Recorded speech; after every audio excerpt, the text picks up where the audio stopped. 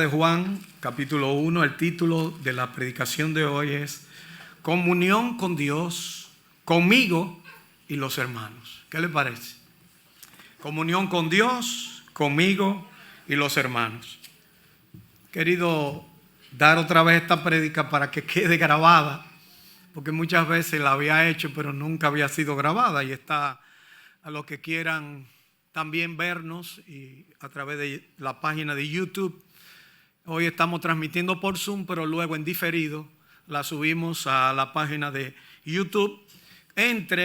Póngale like, porque ya uno aprende que con los likes mucha gente lo puede ver más. Suscríbase, porque al suscribirse va a tener, hay que decir todo. Da la campanita para que también le avise cuándo es que va. Pero ustedes saben que el YouTube, en este caso, hay que aprovechar todo lo que son la tecnología de hoy. Le damos las gracias a muchos hermanos que unas cámaras súper costosas nos han regalado, algunas de ellas, proyectores nuevos, donde ustedes están sentados también, son sillas. Y todas las comodidades que usted pueda tener hoy en día en una iglesia, vamos a decir, de hoy, pues ustedes la tienen. Y a los hermanos, que están lejos, algunos están lejos y no nos ven, no pueden venir, como Rosita, siempre está ahí viendo la prédica. Mi hermano a veces negro, Excelville allá en Atlanta, también nos sintoniza. Así que nos sentimos contentos de saber todo eso. Así que vamos a abrir la Biblia en Primera de Juan, luego de ese saludo y esa ronda. Primera de Juan, usted sabe que el apóstol Juan, después de Pablo, es el que más escribe en el Nuevo Testamento. Y uno se da cuenta porque si Pablo escribió para las iglesias, nosotros pudiéramos decir que Juan escribió como para el corazón de la gente, así personal, ahí. Es cierto que el evangelio es el último de los evangelios, el evangelio de Juan, y que se escribió después que Juan leyó a Mateo, Marcos y Lucas, escribió Juan. O sea que es una ventaja también. Y ustedes se dan cuenta que el propósito de Juan era presentar a Cristo como Dios. De manera que tenemos el evangelio de Juan, Primera de Juan, Segunda de Juan, Tercera de Juan y Apocalipsis. 5 libros escribió el apóstol Juan. Y eso es algo interesante verlo. Y cuando lo vemos aquí en la escritura, uno de las cartas más personales, se llama carta general porque no tiene un destinatario conocido y por eso se llama general. Segunda de Juan tiene un destinatario, por ejemplo, a la señora elegida, y Tercera de Juan a Gallo.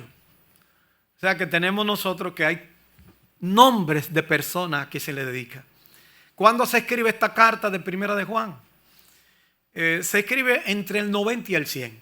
Muchos dicen que cerca más después del Apocalipsis, otros dicen que antes de Apocalipsis. Pero son de las últimas cartas. Se nota que es un anciano que está escribiendo. Y entonces quiere reiterar cosas que son de importancia para la vida cristiana. Y por eso hoy vamos a reiterar uno de los temas sobre la comunión con Dios, conmigo y los hermanos. Dice en Primera de Juan, capítulo 1, verso 1, dice: lo que era desde el principio, lo que hemos oído, lo que hemos visto con nuestros ojos, lo que hemos contemplado y palparon nuestras manos tocante al verbo de vida, porque la vida fue manifestada. Noten que hay un paréntesis. Y la hemos visto y testificamos y os anunciamos la vida eterna, la cual estaba con el Padre y se nos manifestó. Lo que hemos visto y oído, esto os anunciamos, para que también vosotros tengáis comunión con nosotros. Y nuestra comunión verdaderamente es con el Padre y con su Hijo Jesucristo. Estas cosas os escribimos para que vuestro gozo sea cumplido. Si alguien le pregunta a usted cuál es el tema de Primera de Juan, usted puede decir, aquí hay como 3 o por lo menos 2. Usted pudiera decir, para que nuestra comunión se entienda, ¿verdad? Manifestemos nuestra comunión. También pudiéramos decir para que el gozo sea cumplido. También pudiéramos decir, como dice el capítulo 2, verso 1, para que no pequéis. Hijitos míos, estas cosas os escribo para que no pequéis. Y hay otros que se van más lejos y dicen que primera de Juan 5, 13 dice, estas cosas os he escrito a vosotros que creéis en el nombre del Hijo de Dios, para que sepáis que tenéis vida eterna. Y la segunda, para que creáis en el nombre del Hijo de Dios. 5 cosas propio de un anciano. Un anciano que quiere reiterar, que quiere decirle, señores, antes de yo irme, quiero que estén claros de lo que es la vida cristiana. Pero un anciano inspirado por el Espíritu Santo, que se recostó a los pies del Señor, que anduvo con el Señor, que sabía lo que hemos visto y oído y todos anunciamos, que estuvo ahí al lado del Señor Jesucristo.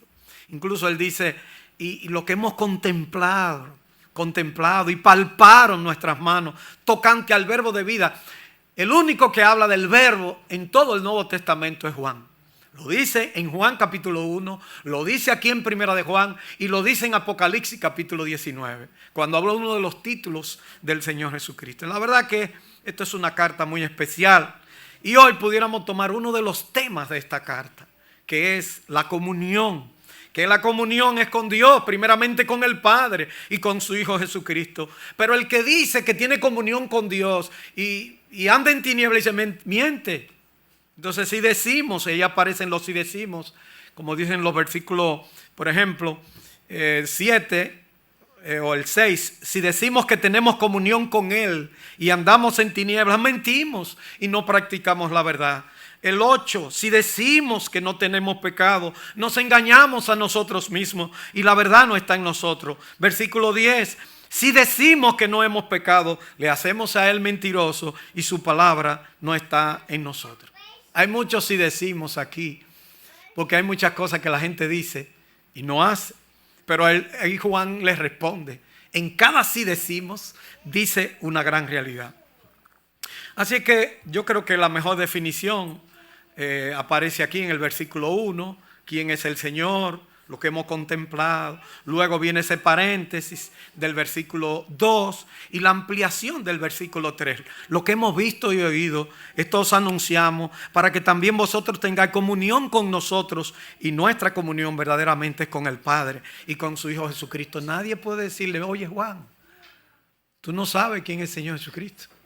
Nadie puede decirle, oye Juan, tú no anduviste con Él. A Pablo le criticaron eso, pero a Juan no le podían criticar eso. ¿Por qué? Porque Juan anduvo con el Señor Jesucristo y fue de los últimos discípulos y posiblemente fue el único que estuvo al pie de la cruz cuando estaban crucificando. Y por eso cuando el Señor Jesucristo está en la cruz, le dice, le entregó como posiblemente los hermanos de Jesús no habían conocido al Señor Jesucristo.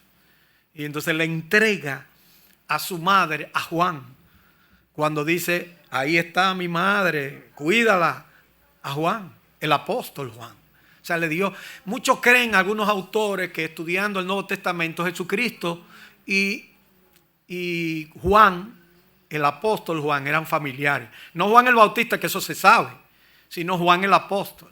O sea, Juan el Bautista, ustedes saben que era hijo de Elizabeth, y cuando María fue su prima visitándola, pero de Juan el apóstol también se dice esas cosas. Así que hoy quiero mostrar que la comunión se inicia primeramente con Dios, como dice el texto, es con el Padre y con su Hijo Jesucristo. Continúa conmigo si decimos que tenemos comunión, si decimos, y termina con vosotros, con ellos. Sería en español vosotros, pero nosotros, valga la redundancia, no usamos vosotros. Vamos a decir ellos, los demás. Pero lo correcto en castellano sería decir vosotros, es decir, aquellos, en ese caso. Esta palabra comunión se usa de diferentes maneras. Una pequeña revisión.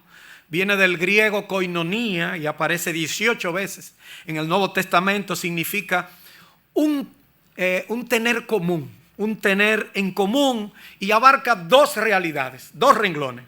En primer lugar, la parte que uno tiene en cualquier cosa, una participación, un compañerismo reconocido y gozado, como dice en Gálatas 2:9, como dice, y reconociendo la gracia que me había sido dada, Jacobo, Cefas y Juan, que eran considerados como columna, nos dieron a mí y a Bernabé la diestra en señal de compañerismo. Ahí está la palabra, para que nosotros fuésemos a los gentiles y ellos a la circuncisión. Aparece en otros pasajes que no lo vamos a buscar. Y el segundo aspecto de la palabra, del uso de la palabra en el Nuevo Testamento, es que la comunión manifiesta en los hechos los efectos prácticos de la comunión con Dios. En este caso, producido por el Espíritu Santo en la vida de los creyentes como resultado de haber puesto su fe y su confianza en el Señor Jesucristo. Se traduce de muchas maneras. En Romanos, por ejemplo, 15:26, esa palabra comunión se traduce ofrenda. Dice Romanos, porque Macedonia y Acaya tuvieron a bien hacer una ofrenda. Ahí la palabra es comunión. Una ofrenda para los pobres que hay entre los santos que están en Jerusalén. También se puede traducir como participación. Según a los Corintios 8:4 dice, pidiéndonos con mucho ruego que le concediésemos el privilegio de participar. Fíjense ustedes que la palabra koinonía o comunicación o comunión es una palabra muy amplia en el Nuevo Testamento y cuando se traduce al castellano es todavía más amplia. En 1 de Juan 1:3 se define como lo que son amigos y compañeros de Cristo. En este caso pueden ser compañeros entre sí, lo que le da una connotación y un sabor especial a la frase koinonía. En español no existe una palabra como en griego y por eso uno tiene que decir.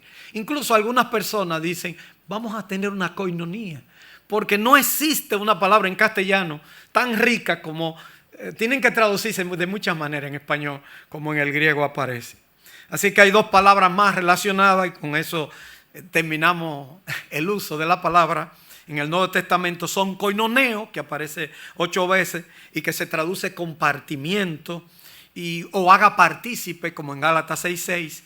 Y koinono, que se traduce 10 veces, se usa en compañía del negocio de la pesca de Pedro. En Lucas, por ejemplo, dice compañeros de Simón. En 2 Corintios dice, hablando de Tito, dice compañero y colaborador. Ahí está la palabra también de nuevo.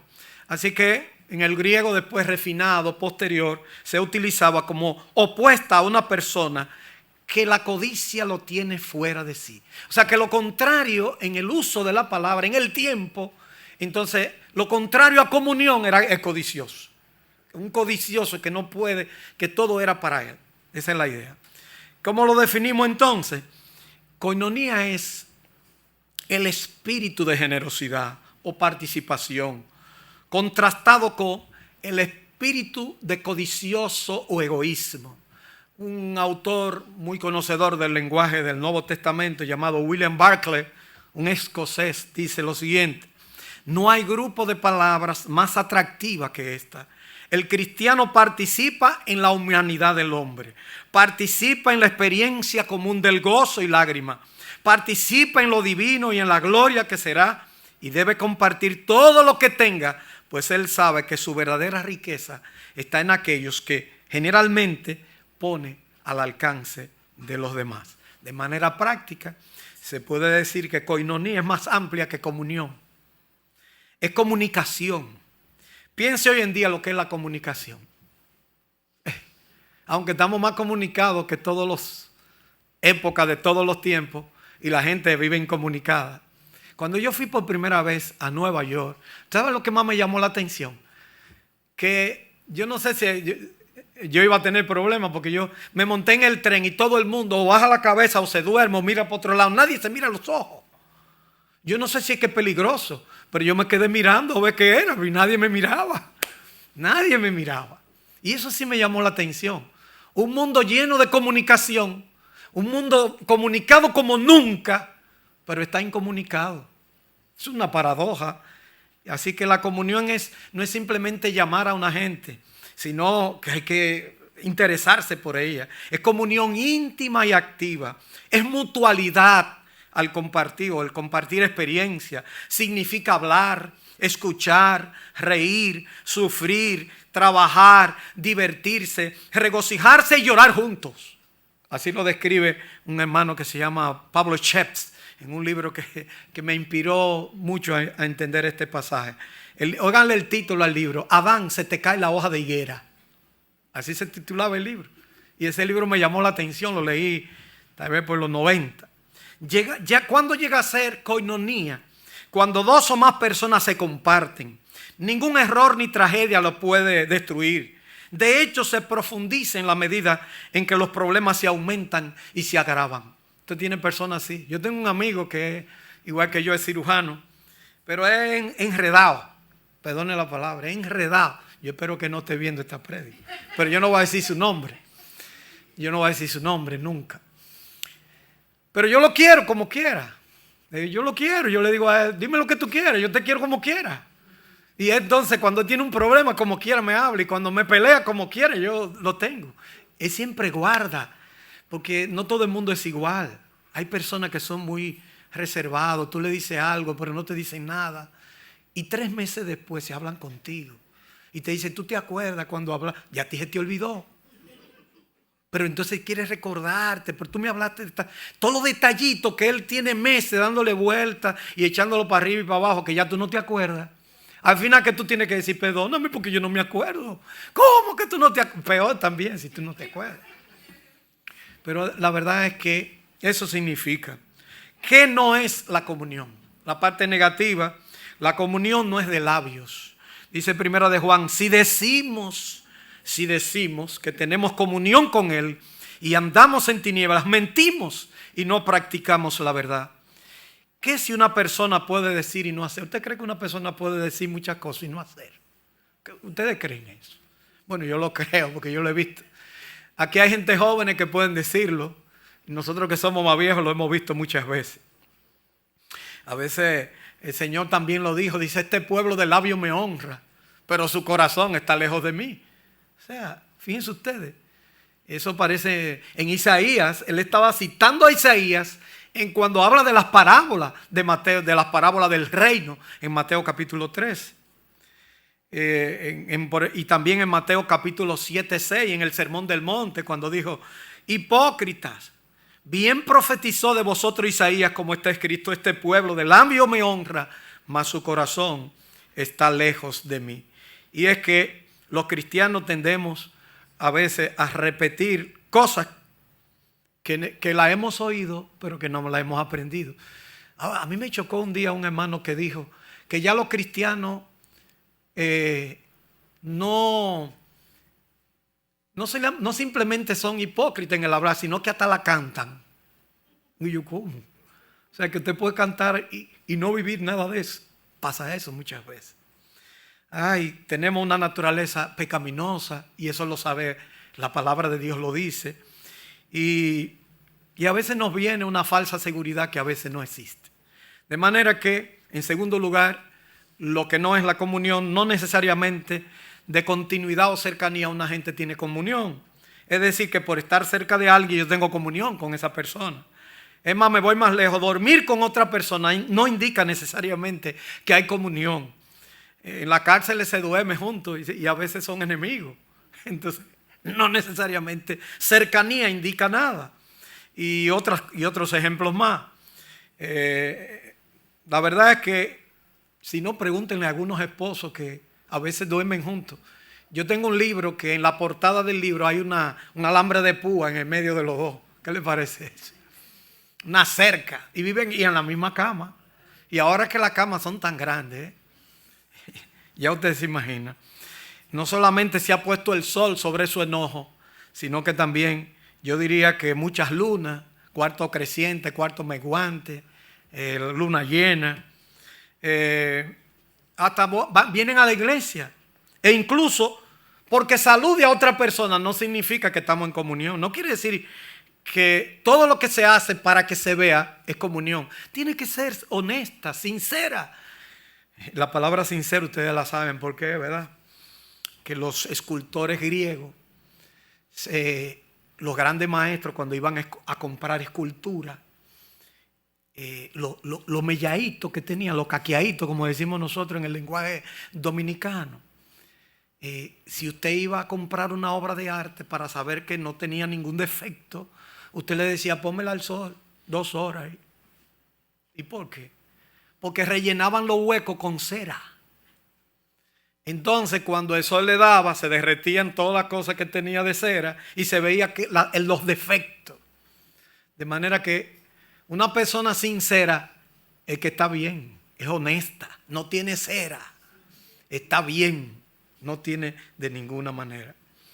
Así que Juan aquí nos dice, bueno, parece trágico, pero muchos cristianos quieren tener comunión con Dios y piensan que no importan sus hermanos. Yo estoy bien con Dios.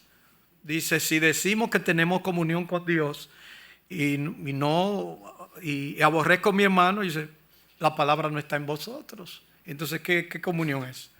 Hay hechos que perjudican la comunión. Solamente se lo voy a enumerar para poder entrar a las diferentes facetas. Falta de comunicación. Muchas veces una de las partes se ha hecho hipócrita y a veces sí, cómo estamos está y qué tal, pero más de ahí no, de ahí para allá no me pasa. Son como los médicos que hay médicos que quieren tratar a los pacientes, pero dice de ahí para allá no me pasa. Y es muy difícil no tener empatía. O sea, si usted no tiene empatía es muy difícil tratar a una gente, muy difícil. Y más si es oncología, ¿verdad, David? Pero hay personas que dicen de ahí para allá no meta para acá. Tú te mantienes ahí, pero no es así. En segundo lugar, dejar de compartir sus alegrías y sus problemas. Eso es otra cosa que perjudica la comunión. En tercer lugar, no ser franco y auténtico. Temer que te conozcan como eres, tus defectos y virtudes. Y a veces hay personas que no quieren que le vean sus defectos. Y uno tiene defectos también. En cuarto lugar, tener reservas o disimulo. Y eso muchas veces mantiene una tensión. Y si es con Dios, nos enferma. Porque hay personas que tienen reserva con Dios. No, Señor, esa parte no. Con Dios. Pero todas las cosas están desnudas delante de la presencia de Dios. No hay nada oculto. Y entonces no podemos decir, bueno, así es. Así que la comunión se inicia con Dios. Ese es el primer punto para entrar en los detalles.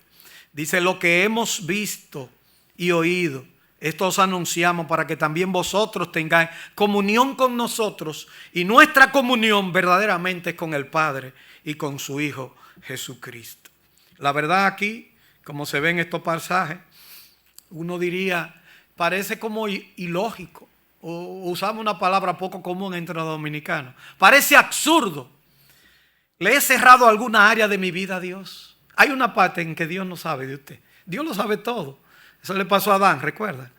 Y se puso una hoja de higuera y Dios lo llama. Adán, ¿dónde tú estás? Y dice, no, me escondí. ¿Pero qué? Nadie se puede esconder de mí. Pero él creía que se podía esconder. Se tapó, se puso un delantal de hojas. Pero no se puede esconder de Dios. Existen temas que no puedo tratarlo abiertamente con Dios. Estos son los enemigos de nuestra comunión con Dios. Una comunión con Dios incluye una conversación casi constante, en voz alta o no. Ejemplo, Señor, ¿qué hago ahora? Gracias, Señor, ya entendí lo que tú me quieres decir. Señor, otra vez, sí, sé que lo hice mal. Ayúdame a hacerlo bien, lo correcto. Y eso es lo que la Biblia dice en 1 de Juan 1:7. Lo siguiente, ese versículo se lo aplican a todos los que son no cristianos, pero la Biblia lo aplica a cristianos. Pero si andamos en luz, como Él está en luz, tenemos comunión unos con otros, miren ustedes, y la sangre de Jesucristo, su Hijo, nos limpia de todo pecado. Andar en luz. Cuando nos sentimos inquietos, preocupados o desesperados, cuando hay incertidumbre, tensión, confusión, una cosa es cierta, en algún sentido hemos perdido la koinonía, comunión, en este caso con Dios, y cualquier decisión que tomemos puede ser errónea. Ejemplo puede ser en la Biblia David, que ya Payán lo estudió aquí magistralmente, 2 de Samuel, capítulo 12. ¿Recuerdan lo que hizo Natán? Que por cierto, nunca pensé que uno de mis nietos iba a llevar el nombre de Natán. El segundo hijo de Jonatán se llama Santiago Natán. ¿Sabe que cuando Jonatán era chiquito yo le decía Walter Natán? Yo no sé, que uno se inventa cosas. Y entonces había un pimponista que se llamaba así, se me quedó en la mente, creo que era peruano, una cosa así, Walter Natán. Y yo le decía a Jonatán así como de juego, de chance. Y él le puso a su segundo hijo, Santiago Natán. Pero bueno, Natán, un profeta de Dios, fue donde David. Y bueno, imagínense usted, llegó ese profeta al palacio del rey. Yo se lo voy a recrear, yo me imagino. David amaba a los profetas, amaba las cosas de Dios. Imagínate este hombre de Dios que llega donde David. Y David, ¿cómo lo recibe? Ven, ¿cómo tú estás, Natán? Siéntate ahí. ¿Y qué te ha traído por aquí? Cuéntame. ¿Y cómo está la cosa? Y un abrazo. Traigan todo lo que quiera ahí, Natán. Dice, no, te quiero contar algo. Cuéntame, Natán. ¿Qué es lo que hay? No, que un hombre tenía una ovejita en su casa. Eso era lo único. Todo el mundo le acariciaba. Eso era lo que tenía. Y le llegó una visita. Lo estoy resumiendo. Le llegó una visita. Y entonces cuando le llegó una visita al vecino que tenía cientos de ovejas y de todo, ese pobre hombre que nada más tenía esa ovejita, ese hombre vino y se la quitó y la mató y se la dio al que pasaba, al transeúnte. Y David se incomoda y se llena de ira y dice, ese hombre debe morir. ¿Y sabe lo que le dijo Natán? Tú eres ese hombre. Es una cosa grande que a usted le digan así. Y un hombre de Dios. ¿Sabe lo que dijo David? Es pecado contra Dios. Y entonces dice, no morirás. Dios le perdonó la vida con Natán, pero va a venir una maldición por tu familia. Tus hijos van a hacer una vergüenza y van a tener un problema grandísimo. Miren ustedes. Pero él estaba tranquilo. Él nunca pensó que Natán le iba a hablar eso. ¿Sabe lo que después al final? Ustedes saben que él dijo, mataste a Uría y tomaste a su esposa. Y todo eso lo hiciste. Y David, ya ustedes saben, se puso chiquitito. Ya Payán enseñó que hay dos salmos que se escriben. El Salmo 51, que es una confesión de David. Y el Salmo 32. Vamos a leer algunos versículos del Salmo 51. Salmo 51, versículo 6 al 9. Es un salmo famoso de arrepentimiento y plegaria. Dice el Salmo 51, 6. He aquí tú amas la verdad en lo íntimo y en lo secreto me has hecho comprender sabiduría. Purifícame con hisopo y seré limpio. Lávame y seré más blanco que la nieve. Hazme oír gozo y alegría y se recrearán los huesos que has abatido. Miren ustedes que cuando una gente está, hasta los huesos sufren. Esconde tu rostro de mis pecados y borra todas mis maldades. Crea en mí, oh Dios, un corazón limpio y renueva un espíritu recto dentro de mí. Ese salmo, incluso en el encabezado, dice, cuando después que se llegó a Betsabé, vino a él Natán el profeta.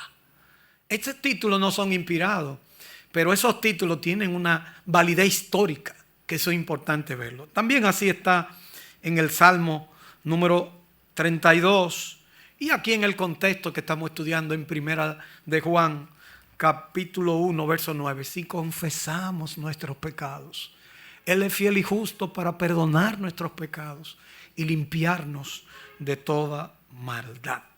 Podemos hablar con Dios, declarar nuestros pecados. Las cosas son importantes si se relacionan con Él. Y el resultado de la comunión viene porque nuestra comunión verdaderamente es con el Padre y con su Hijo Jesucristo. Y para nosotros tener un corazón tranquilo, limpio y una conciencia y podamos dormir. Es verdad que hay gente que no duerme como quiera, pero sufren de insomnio. Pero eso también ayuda a estar tranquilo con el Señor. Y es por eso que muchas veces cuando uno ve que hace muchas cosas, dice, no podrá dormir tranquilo de noche. Pero no todos son así necesariamente. Hay personas que tienen trastorno del sueño por otras razones, hasta orgánica, física, o porque tienen apnea de sueño, o entre otras cosas. La verdad es que la pregunta es, ¿ha cerrado usted su corazón en algún aspecto de su vida a Dios? Yo no sé quién puede hacer. Mire, no se engañe, no lo haga porque usted no puede hacerlo. Nadie puede cerrar el corazón hacia Dios. Sí que esas preguntas son válidas. ¿Le he cerrado alguna vez algún área de mi vida a Dios? ¿Existen temas que no puedo tratarlo abiertamente con Dios? Yo me hago esa pregunta y digo, pues es un disparate que yo estoy diciendo. Porque ¿cómo puede ser posible? Eso es como Adán, que se quería esconder de Dios. Adán, ¿dónde tú estás? No, supe que me escondí porque estaba desnudo. Pero acá tú estabas desnudo antes y hablabas conmigo. ¿Y qué pasó? ¿Qué te pensaste? ¿Que te pusiera una hoja? Ya yo no te iba a conocer. En segundo lugar, la comunión continúa conmigo mismo. La expresión que aparecen aquí en 1 de Juan, capítulo 1, y ya lo leíamos, si decimos que tenemos comunión. Versículo 8, si decimos que no tenemos pecado. Versículo 10, si decimos que no hemos pecado. Viéndola en el contexto del versículo 3, refiriéndose a la primera persona del plural, sería nosotros, afecta de manera personal la vida individual de cada creyente. Negar que estoy alejado de Dios, si lo está, es imposible. La armonía interna, autoestima, amor propio, lo que usted quiera poner. El caso de David es el caso evidente. Lo que produce no estar en comunión con Dios. Dice el Salmo 32 que mientras cayese envejecieron mis huesos en mi gemir todo el día. Hasta te enfermas, te sientes mal, te duele aquí, te duele allí. No quiere decir que todo el que le duele aquí ya después que uno pasa de cierta edad le duelen muchas cosas, pero hay que revisarse. Y dice el Salmo 32, 4, porque de día y de noche se agravó sobre mí tu mano, se volvió mi verdor en sequedades de verano. Y es en el contexto de un hombre que está con una situación difícil. Si creo y acepto todo lo que Dios dice acerca de mí, eso me da tranquilidad, me alivia de respecto a mis defectos, mis éxitos. Puedo quererme a mí mismo como una persona hecha a imagen de Dios. Es frecuente perder la comunión con el cuerpo. Eso ocurrió con Adán y Eva en el huerto. Estaban desnudos al principio y no se avergonzaban. Y después se avergonzaron. ¿Y por qué? Pero usted puede orar al Señor y decirle, Señor,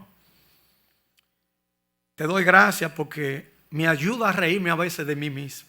En realidad no tenía por qué ofenderme lo que ella dijo, pero... Y usted puede hablar, usted puede sentir lo que dice Proverbios también. Todos los días del afligido son difíciles, mas el del corazón contento tiene un banquete continuo. Hay personas que es un machete que tienen en la cara. ¿Sí? Yo me imagino que los machetes no tienen expresión, por eso la gente dice, tiene la cara como un machete. ¿Ustedes no han oído eso? Yo nunca he visto un machete que tiene rostro, pero los machetes no miran. Pero, ¿qué pasa? Vamos a ver. Y Salomón, este pasaje me ayudó mucho en toda mi vida. Yo duré 15 años en un consultorio que le puse ese versículo en la puerta. Dice, todos los días del afligido son difíciles. El que vive quejándose todos los días son difíciles. Pero el del corazón contento es un banquete continuo. ¿Qué le parece? Memorice ese pasaje. Póngale atención. Porque hay personas que como quiera tienen todo y se quejan como quiera. Hasta tienen salud y se quejan. Tienen dinero y se quejan. O sea, tienen que comer y se quejan. Se dice que los países que tienen más protección, como por ejemplo los países nórdicos, que se habla de la educación de ellos y se habla del nivel de vida. Esa gente está asegurada de nacimiento hasta la muerte. Pero la cantidad de suicidios que ellos tienen es más alta que todos los países pobres. Y tú dices, ¿qué fue? Entonces la gente puede tener todo satisfecho y no sentirse contento. No tener comunión consigo mismo, con lo que tiene, con lo que Dios le ha dado. Sé sincero conmigo mismo. Abre una comunión que antes no conocía. Ahora puedo verme, gozar de mí mismo. A veces a la gente me pregunta, usted es médico, ¿pero por qué usted tiene ese diente de ese color? Así me lo pregunta. Yo dije, bueno, cuando yo fui una vez me querían poner otro diente. Ese es mi diente. Mi hermano negro Vila jugando basquetbol en el techo de mi casa, que jugábamos basquetbol, me dio un codazo. Yo me paré así para que no fuera el canasto y iba derecho. Y yo no me quité y me dio con el codo y hasta el sol de hoy.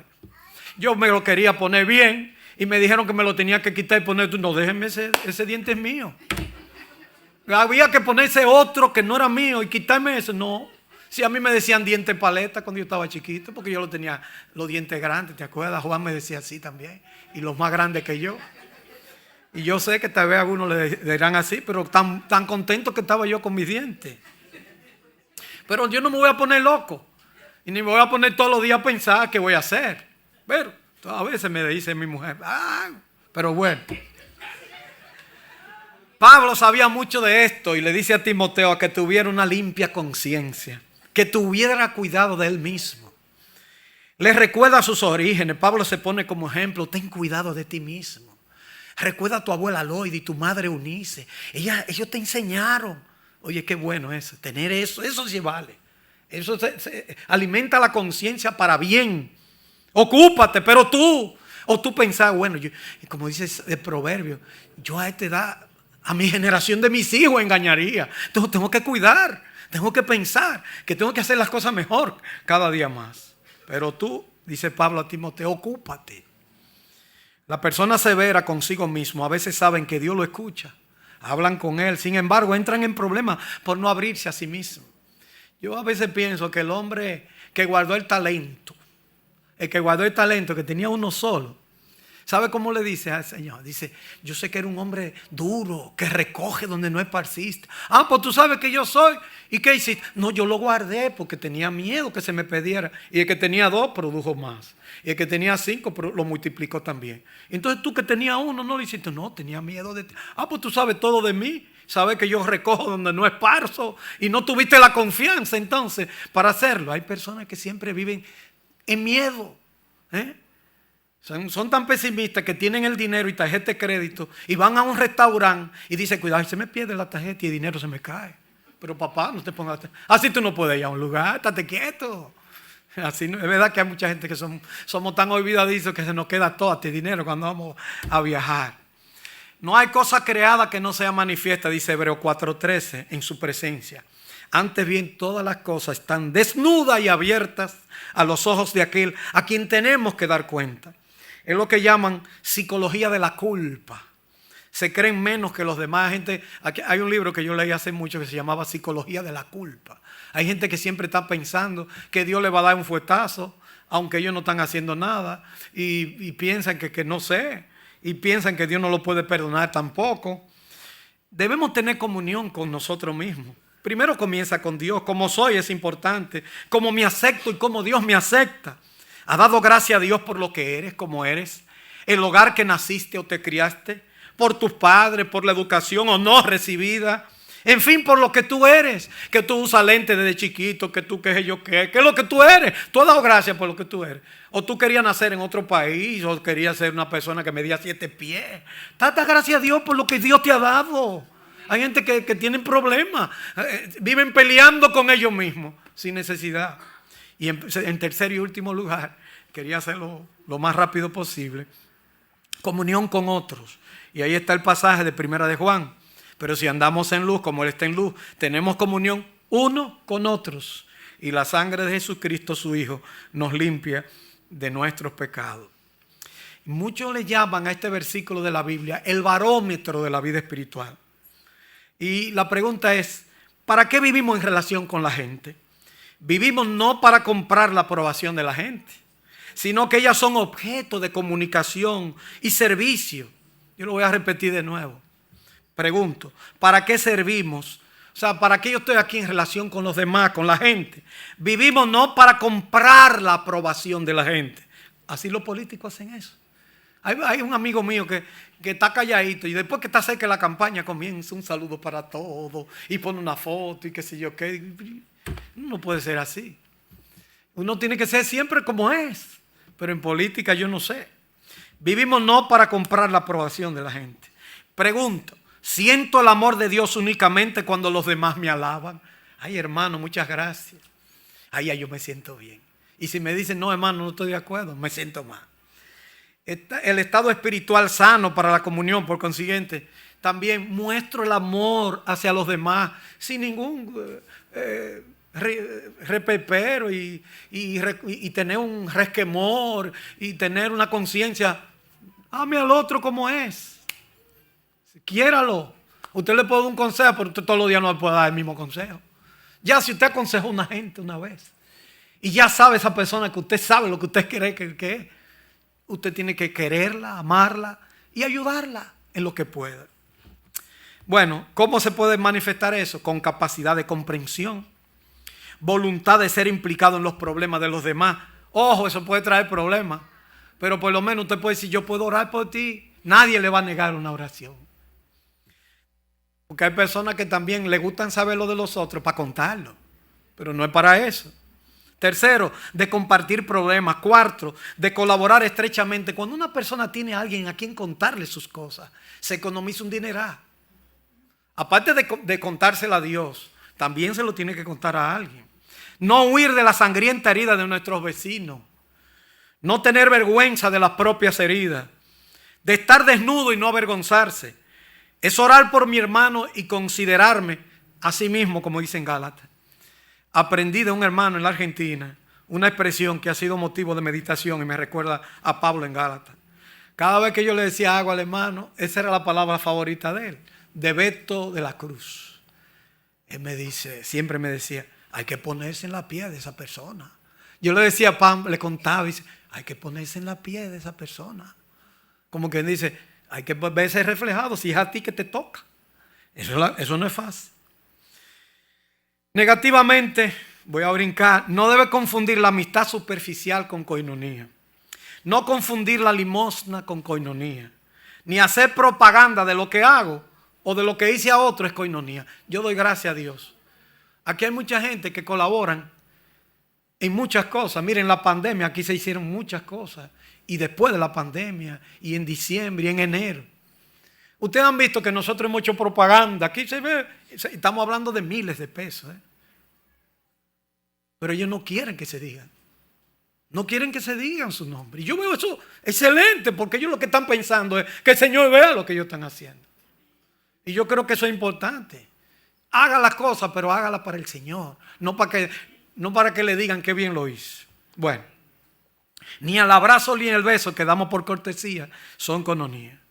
De los grupos de hippie, insight, yoga, grupos de encuentro, la gente pagando. ¿Sabe para qué que hacen eso? Porque hay muchos tipos de yoga, muchos tipos de insight, muchos tipos. Yo estaba leyendo unos libros sobre eso hace unos años, en los 90. Y hay personas que pagan para que le digan que coja una almohada y le caiga almohadazo a algo. Y ahí di que se desahogan. O para contar y se sientan. $1,500, 500. ¿Y cómo es la cosa? La gente está loca. El arte se puso de moda en los 90 y algo. El acto de abrirse. Hay que abrirse. Vamos todos. Ábrete. Tú ábrete. Yo. Hasta los pastores se sentaban a conversar sobre eso. Pero bueno, el acto de abrirse hacia Dios, sinceramente conmigo mismo, me ayuda a llegar a la gente. A veces se le llama a ese tipo de grupo de iglesia clandestina, porque aquí usted puede orar y vocear y decirle, Señor, por favor. Bueno, finalmente aplicación. Cada esfuerzo por nuestra parte para ser auténtico con los demás pone en marcha una reacción en cadena que limpia el aire y abre los canales hacia la comunión o comunicación o coinonía genuina. Segundo, es verdad que aún así no nos garantiza relaciones agradables. Por eso Pablo dice, si es posible, en cuanto dependa de vosotros, estar en paz con todos los hombres. Porque a veces no depende de usted, pero en cuanto dependa de usted, estar en paz.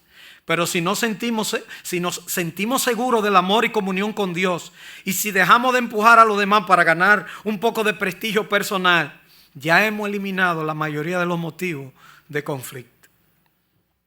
A manera de ilustración, es como, aquí hay mucha gente que toca de oído, pero eso es bueno a veces. Es como cuando usted toca de oído, que usted oye, le dicen, mire, esa es la nota, y usted arranca.